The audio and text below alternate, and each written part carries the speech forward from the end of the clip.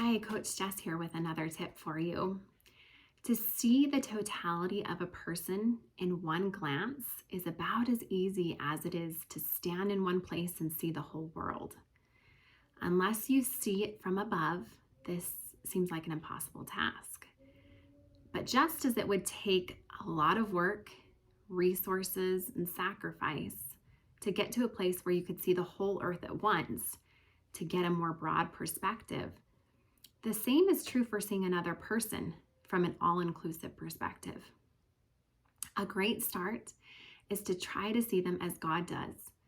And here's a little tip. You will never look into the eyes of someone that God does not completely love. And that's by Jessaca. In an earlier tip, I mentioned the various areas our brain's natural energy tends to travel.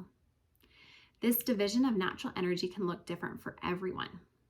There are about 4 areas our natural energies tend to travel in any given situation: to getting things done, toward the people around us, toward things or tangible items, or to ideas.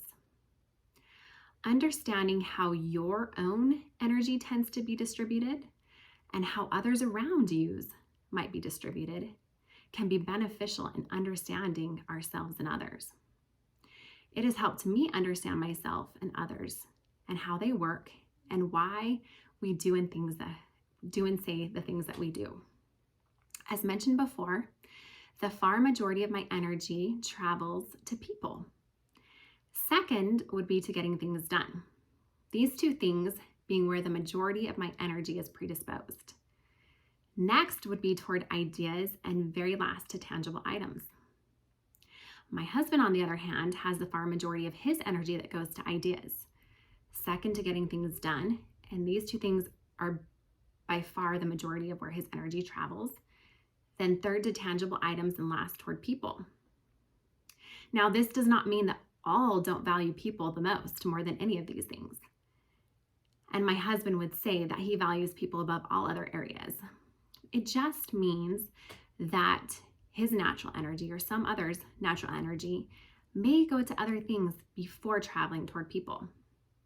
So here's an example of how an interaction may look between the dynamic of a people and task dominant person with an idea dominant person.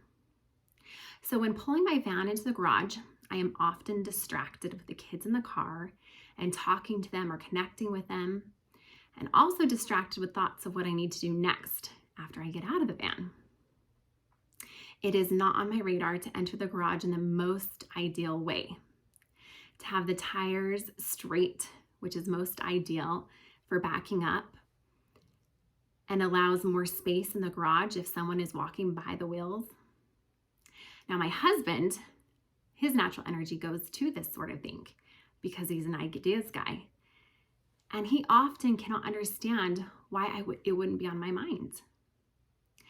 I often didn't understand why he seemed to miss what the kids were saying to him when his mind was in this idea place. Frustrations over issues like this continued until we were able to understand how our brains work differently and to learn to appreciate those differences and not expect the other to think like we do. Chances are in your relationship, there are differences between where your natural energies travel. It can do wonders to understand one another in this way. This understanding can help diminish disappointments and lead to more respect for one another. And respect is extremely important in relationships. Ron McMillan, the author of Crucial Conversations, wrote, "Respect is like air. As long as it's present, nobody thinks about it. But if you take it away, it's all that people think about." Understanding and appreciating our differences can help us respect others and create unity. Expecting others to think and act like us leads to disrespect and division. This is an extremely saturated problem in our country right now, creating a lot of division instead of unity. I would like to challenge you to choose to appreciate others' differences instead of expecting others to think and act like you do, which leads to more respect and unity in your relationships. Please reach out to me at coachjessica@gmail.com. And that's Jessica with an A, not an I. And until next time, take care.